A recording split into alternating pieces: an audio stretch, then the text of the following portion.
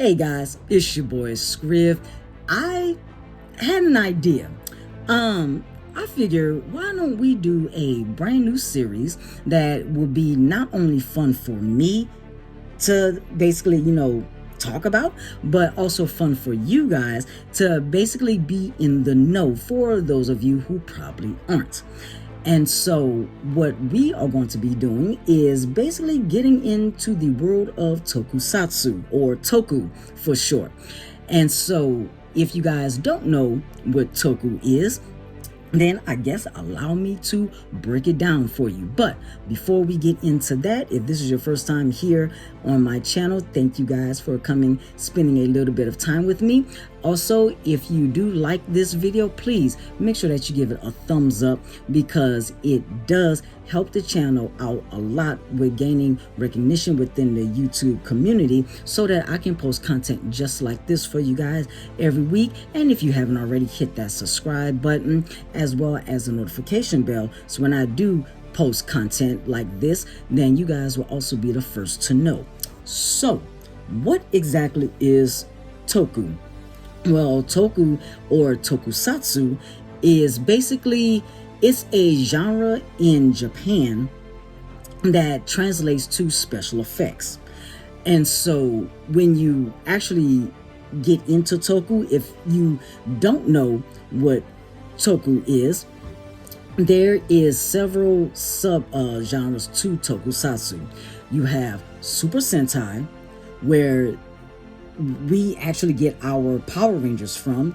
You have Kamen Rider, where we wind up getting Masked Rider, and we're not going to talk about that, as well as Kamen Rider Dragon Knight. I think it came out like 09, something like that.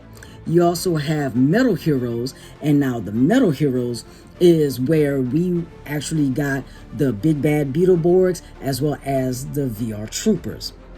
And so with that, I wind up actually coming across Toku. I believe it was either 09 or 2010. Because now, mind you, I live here in the States, so I, grew up with the Mighty Morphin Power Rangers. Mighty Morphin Power Rangers came out in 1993. And so I was about 4 or 5 years old at the time. So of course, I was a little taller, kid and stuff. So Power Rangers was everything. You got teenagers and everything. They dress up in superhero suits and got the big robots, beating up the monsters and stuff. Collateral damage to the city as well and stuff. I was more into the collateral damage than anything. I don't know, does that make me an arson? I hope that doesn't make me an arson. But over the years growing up, I've been following Power Rangers for years and stuff like that. Even in the 90s, when the Big Bad Beetleborgs came out, I was like, oh, it's the Armored Power Rangers and stuff. VR Troopers, I wasn't really into VR Troopers like everybody else was. But then there was also another series that wound up coming out. It wasn't on Fox Kids. It was called the Superhuman Samurai Cyber Squad with what was it? It was, which Lawrence brother was it? It was either Matthew Lawrence or Joey Lawrence. I think it was Matthew Lawrence. And so Superhuman Samurai Cyber Squad basically came from another Toku genre called Gridman. And then I remember also on Fox Kids, we also had and I don't know if it was just me or if other people remember this, but a series called Ultraman Tiga or Tega. Am I the only one that remembers that series? Because I know that they wind up getting our version of Ultraman from the Toku genre Ultraman and stuff. But I could have, like, is that like a false memory that I have? Oh God. But I've been following Power Rangers for years, and stuff like that. So I remember I was on YouTube. I remember this day exactly. I was on YouTube scrolling, and so I started looking up Power Ranger roll calls, just because like I've always loved roll calls when it came to the Power Rangers, right? And so I had found I forgot exactly what the name of the title was, but it was actually the Sentai roll call. It was a Sentai roll call video. And so all I remember seeing the red Mighty Morphin Ranger in the thumbnail. So I was like, all right, click, let's watch it. Next thing you know, they're all speaking in Japanese and stuff. And I'm like, okay, hold on. Did Japan take our Power Rangers? Why Japan taking our stuff? And so then they wind up going because they were doing it in order. Now for us in the West with the Power Rangers, it was Mighty Morphin Power Rangers season 1, season 2, season 3, then Power Rangers Zeo, and then so forth, as well as the Alien Rangers within the season 3 continuity. Now in the Sentai video that I was watching, it was Jew Ranger, which was our Mighty Morphin, or where we got the Mighty Morphin suits and battle footage from. Then it was Dai Ranger, Gosei Sentai Dai Ranger, which is one of my favorite Sentais. And that's where we got our season 2 fight scenes and Zords from. And then of course Ninja Sentai Kaku Ranger, and then Choriki Sentai O Ranger, and so forth, which was basically our Power Rangers season 3, our Mighty Morphin Alien Rangers sub-series, then Zeo, so forth. So what really caught my attention was the Gosei Sentai Dai Ranger roll call, and it was their final roll call, but it was a suitless roll call.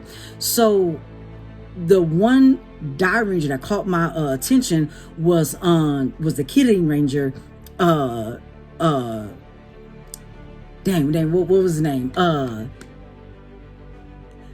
Ryo, Daigo, Shoji, Kazu. Okay, I'm sorry, I had a brain lapse. I was like, okay, I had to go in order of their names and stuff. And so he was the Yellow Dai Ranger, but what really caught my attention was that his fighting style was drunken style boxing. And I've practiced drunken style, been practicing drunken style boxing for 11 years now. And so I, was like very intrigued. I was like, okay, what's going on? Like what is this that I'm watching? At the time, I'm thinking Japan took Power Rangers, but no, kind of find out America took Super Sentai. And so I started doing more research, found out about Super Sentai, found about Tokusatsu. And so the more that I got into Toku, that's when I had actually came across, I know it wasn't airing weekly at the time, because it was all 50 something plus episodes were already streaming. It was Kamen Rider Decade. And so Kamen Rider Decade was the very first Kamen Rider series that I had ever watched.